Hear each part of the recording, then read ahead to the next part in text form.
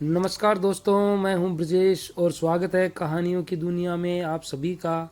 आज मैं आपके सामने एक बहुत ही शानदार, एक गांव में मजेदार चार और ठग रहते मनोरंजन थे। से भरपूर वे कहानी लेकर लोगों को प्रस्तुत हुआ मूर्ख हूँ। बनाकर कहानी खूब का पैसा शीर्षक ठगते है और उनका चालाक सामान किसान तक ले जाते। और सभी चार लोग उनसे ठग। बहुत दुखी थे।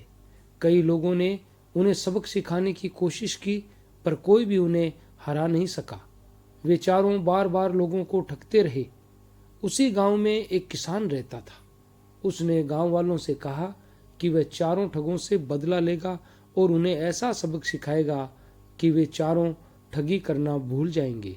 एक दिन किसान ने एक औरत का पुतला बनाया, उसे सुंदर कपड़े पहनाए, खूब सारे नकली गहने डाले। फिर पुतले को घूंघट निकाल कर एक पेड़ के नीचे उसी रास्ते पर बिठा दिया जिस रास्ते से ठग रोज गुजरते थे। वह स्वयं एक पेड़ के पीछे छुप गया। शाम होते ही चारों ठग वहां से निकले। ठगों ने पेड़ के पास पहुंचकर पुतले को हाथ लगाया ही था कि पुतला गिर गया। बस फिर क्या था, पास ही खड़ा किसान जोर जोर से शोर मचाने लगा, पकड़ो पकड़ो, इन चार चोरों ने मेरी औरत को मार डाला। ये उसके गहने चुरा रहे थे कि मैंने देख लिया। बस तभी इन्होंने मेरी पत्नी को मार डाला। ऐसा कहकर उसने एक ठग को पकड़ लिया और बोला, आज तो मैं तुम्हें पुलिस के हवाले करूंगा। तुम लोगों ने मेरी औरत को मार डाला, अब तुम्हें फांसी की सजा दिलवा कर ही रहूंगा। ऐसा सुनकर ठग हक्के बक्के रह गए। उन्होंने किसान को समझाने की बहुत कोशिश की, पर वह चिल्लाता ही रहा। फांसी का नाम सुनकर ठगों के होश उड़ गए। उन्होंने किसान के सामने बहुत हाथ पैर जोड़े, लेकिन किसान नहीं माना। वह बार बार कहता रहा, तुम हत्यारे हो, मैं तुम्हें नहीं छोड़ूंगा। जब बहुत देर तक किसान नहीं माना तो उन्होंने हाथ जोड़कर, पैर पकड़कर बार बार माफी मांगी और कहा कि वे अपनी बहन की शादी किसान के साथ कर देंगे और दोगुना धन व गहने भी देंगे और साथ ही उसकी मरी हुई पत्नी के क्रियाक्रम का भी पूरा प्रबंध कर देंगे। इस पर किसान मान गया। उसने जल्दी से पुतले को जला दिया, क्योंकि उसे डर था कि कहीं पुतले को ठग देख न ले। तब सुबह होते ही वह ठगों के साथ उनके घर गया और उनकी बहन के साथ शादी कर खूब रुपया पैसा गहने आदि लेकर अपने घर वापस आ गया। कुछ दिन बाद किसान ने अपनी पत्नी से कहा कि जब भी उसके ठग भाई उससे मिलने आए तो उन्हें खेत पर भेज दे। तब उनके लिए खूब अच्छा खाना बनाए, जैसे हलवा पूरी, मिठाइयाँ, खीर, समोसे आदि। इसी बीच उसने 2 खरगोश भी पाल लिए। वह एक खरगोश को हमेशा खेत पर ले जाता और दूसरे को घर पर छोड़ जाता। इधर ठगों ने सोचा कि वे अपनी बहन से मिलकर उसका हालचाल जान ले। ये सोचकर वे एक सुबह किसान के घर गए। किसान की पत्नी ने अपने भाइयों से कहा कि वे खेत पर चले जाएं, किसान वहीं पर मिलेगा। चारों ठग किसान के खेत पर पहुंच गए। उसे खेत पर काम करता देख सभी बहुत खुश हुए। किसान भी उनसे बहुत प्रेम से मिला। फिर उसने खरगोश को अपने हाथ में उठा लिया और बोला, बेटा खरगोश, जाओ सीधे घर चले जाओ और अपनी अम्मा से कहना कि अपने भाइयों के लिए हलवा पूरी, मिठाई, समोसे, खीर वगैरह तैयार कर दे। ऐसा कहकर उसने खरगोश को खेत में छोड़ दिया। खरगोश दौड़ता हुआ पास के जंगल में घुस गया। शाम होने पर किसान और चारों ठग घर पहुंचे तो चारों ये देखकर दंग रह गए कि उनकी बहन ने एक से एक बढ़िया पकवान बनाकर रखे हुए थे। पास ही खरगोश भी बैठा था। फिर क्या था, चारों ठगों ने मन में पक्का कर लिया कि खरगोश को वे अपने साथ लेकर ही जाएंगे। उन्होंने सोचा कि इतना चतुर खरगोश तो उनके पास होना चाहिए। उन्हें क्या पता था कि ये दूसरा खरगोश है खेत वाला नहीं। किसान से उन्होंने बहुत विनती की। आखिर में वे खरगोश को अपने साथ ले ही गए। उन्होंने सोचा कि अब वे भी इसे हर जगह अपने साथ लेकर जाएंगे और जब भी जरूरत होगी इसके द्वारा अपने घर पर खबर भेज देंगे। उन्हें क्या पता था कि चालाक किसान ने उन्हें बेवकूफ़ बना दिया था। एक बार चारों ठग कहीं जा रहे थे। रास्ते में उन्हें कुछ रिश्तेदार मिले जो उनके घर जा रहे थे। उन्होंने सोचा कि खरगोश के द्वारा घर समाचार भेजा जाए कि मेहमानों के स्वागत में खूब बढ़िया खाना बनाया जाए। ये सोचकर उन्होंने खरगोश से कहा, जाओ सीधे घर जाओ और खबर देना कि मेहमान आए हैं, उनके लिए बढ़िया खाना तैयार करें। ऐसा कहकर खरगोश को उन्होंने रास्ते पर छोड़ दिया। खरगोश कूदता फांदता जंगल की ओर भाग गया। जब सब घर पहुंचे तो स्त्रियां आराम से खा पी कर सो गई थी। ये देखकर उन्हें बहुत गुस्सा आया, लेकिन थोड़ी देर बाद उनकी समझ में आ गया कि वे तो बेवकूफ़ बन गए थे। पर क्या करते, किसी तरह मेहमानों को खिला पिला कर विदा किया और सोचने लगे कि किसान से किस तरह बदला लिया जाए। ये सोचकर वे चारों फिर से किसान के घर की ओर चल पड़े। किसान तो जानता ही था कि उसने चारों ठगों को बेवकूफ़ बनाया है। वह उनका इंतजार कर ही रहा था कि उसे वे चारों दूर से आते दिखाई दिए।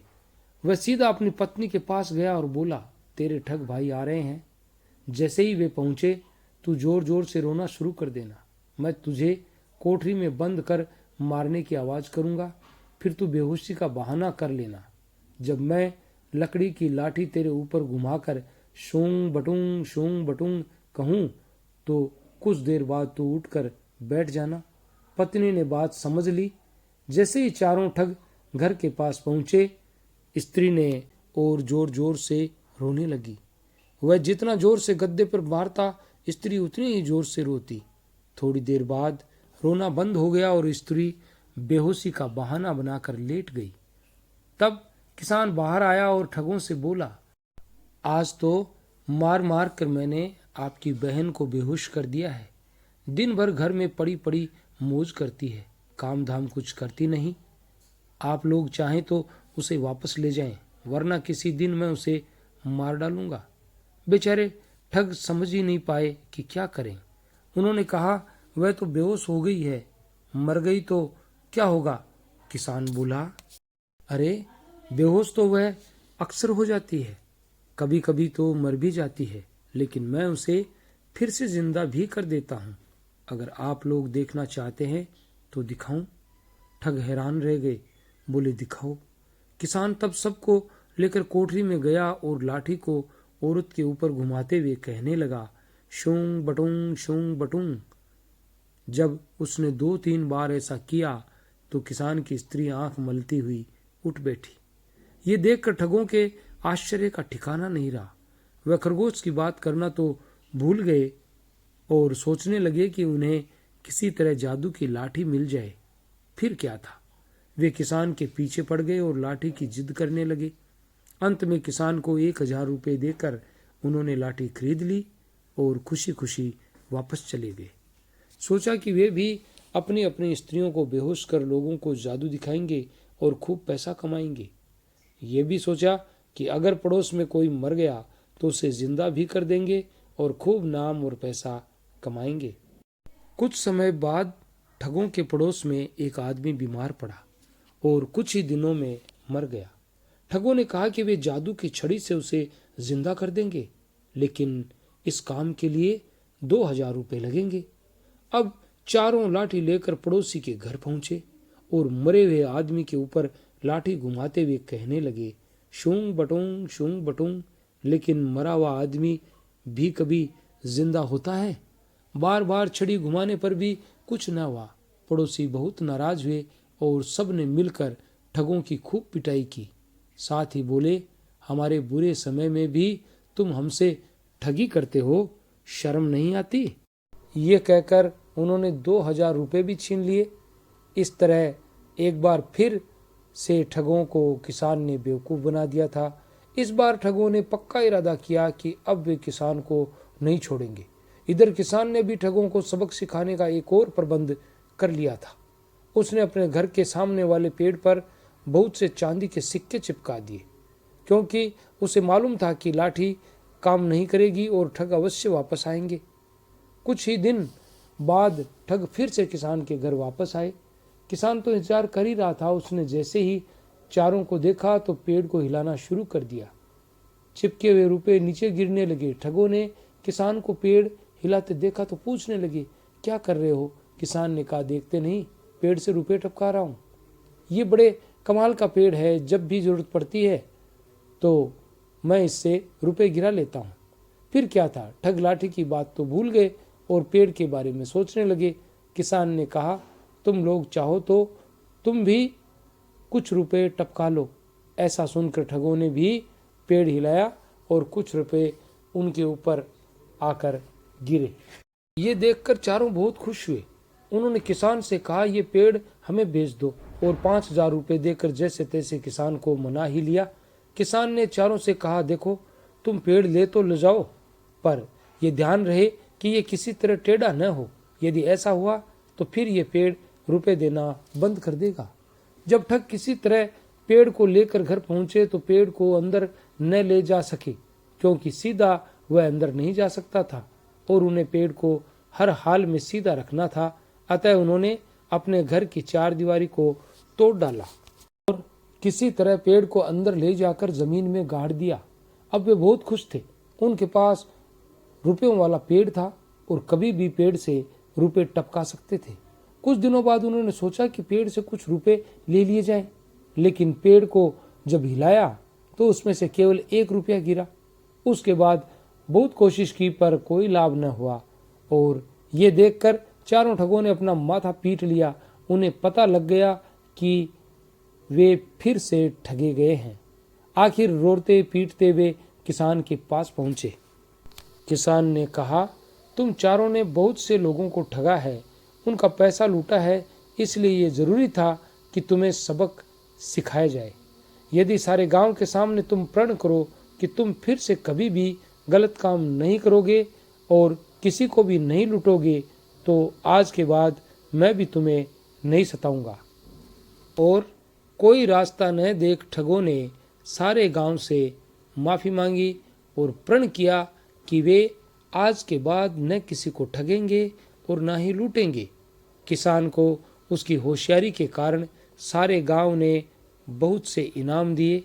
इस तरह गांव के लोग एक बार फिर से सुख चैन से रहने लगे। ये थी कहानी चालाक किसान और 4 ठग। अगर आपको अच्छी लगी तो हमारे चैनल को लाइक, शेयर, कमेंट और सब्सक्राइब अवश्य करें और मिलते हैं कल किसी नई कहानी में। तब तक के लिए all the best. Thanks for watching.